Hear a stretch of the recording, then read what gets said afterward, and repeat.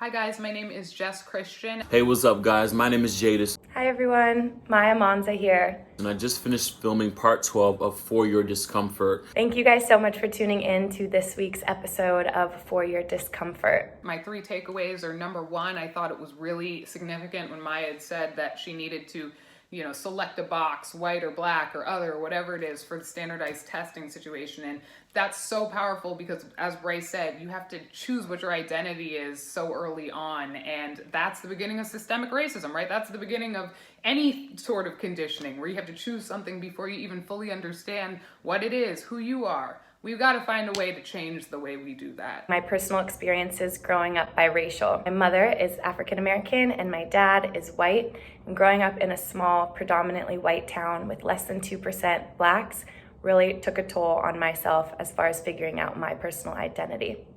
From a young age, I was asked to choose one or the other in identifying myself, and I'm proud to say that I'm biracial and happy to encompass all parts of both my cultures. One is that the default is white. The default to whiteness means that we live in a world that's, for the most part, ran, seen, viewed, told by white people, and that in that we have to create spaces for other people to feel welcomed, to feel seen, to feel heard, and in this case, particularly black people.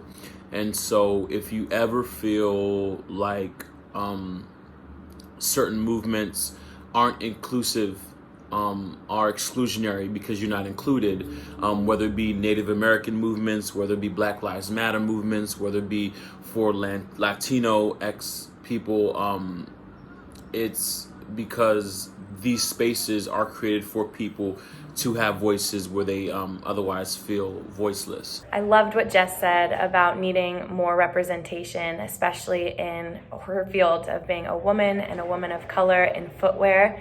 I think it's important to make sure that we are having black people represent us, having a seat at the table, whether that's voting for them or whether that is the entrepreneurial side of stepping up and being a great black role model for these other younger generations to look up and aspire to be as well. The type of representation that we didn't always have growing up.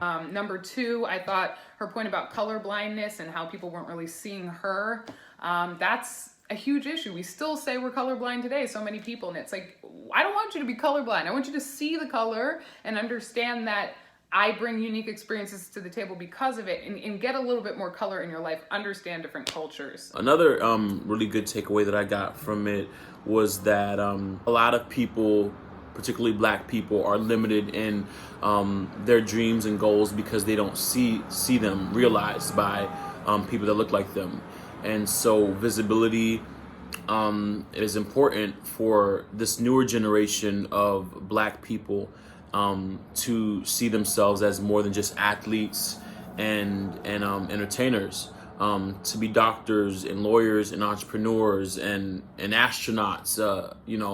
There's no limit, but they have to see it. And so we get to change the narrative when we start to see ourselves as more than what stereotypes have always placed us as. So Jaidus had mentioned that he had felt that he had to dilute his black authenticity a little bit, going into rooms where maybe he's instructing and there's all white folks, and feeling like if I don't put on this particular face that I'm going to be something that upsets people. Whereas when he walked out of the room, he felt his authenticity with one of his black friends was diluted, and that's what they felt. And that push and pull. We need to give people more space to be frustrated one day, be excited one day, be happy one day. Give black folks that space specifically because we need it. We touched on internal racism and the idea of feeling the need to dilute our blackness in order to succeed in predominantly white spaces. Sometimes compliments from friends who claim to be colorblind or not see color can actually be rooted in racism or colorism. Compliments like, "Oh, you have great hair for being black," or "Your skin is such a beautiful skin tone, you're not too dark." I noticed firsthand the treatment of my mom versus the treatment of my dad and the difficulties of being a black woman in a predominantly white world. A third takeaway that I got from this really amazing conversation was that it is okay to have a very different experience as a Black person. It's okay to have a different experience with other Black people that aren't commonplace, or that they're very unique and different. I think the most important thing is to be open to listening and learning and changing your perspective. That's how we grow. It's by just listening. And a lot of times we're quick to speak but slow to listen. And so having that conversation with these two beautiful Black women who have two different experiences has been like really eye-opening to me as a Black man, that even within our Blackness, there are so many different variations and nuances and differences that we owe it to ourselves to listen to each other's specific experiences so that we can learn and be more accepting and more empathetic. We need to keep the conversations going. But thank you so much, Bryce, for this amazing platform, for your discomfort, all the good vibes. That's it. Peace.